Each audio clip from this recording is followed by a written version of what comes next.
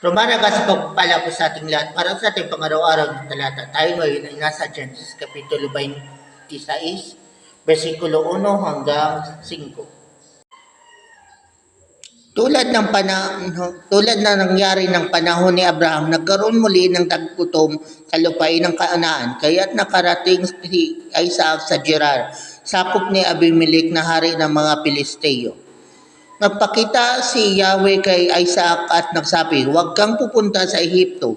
Manirahan ka sa lupaing ituturo ko sa iyo. Dito ka muna, sasamahan kita at pagpapalain. Ibibigay ko sa iyo at sa iyong lahi ang buong lupaing ito, tulad ng aking ipinangako sa iyong amang si Abraham. Pararamihin kung ang gaya ng mga bituin ang sa kalangitan ang iyong lahi.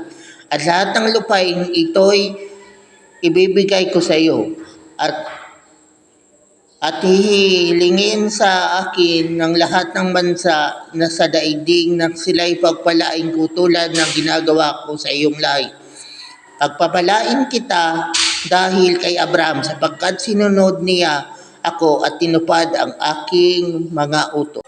So yun na nga po, nung panahon ni Abraham at ngayon naman ay kapanahonan ni Isaac, naka-encounter sila ng El Nino. Pero sinasamahan sila ng Diyos. Kaya okay pa rin sila.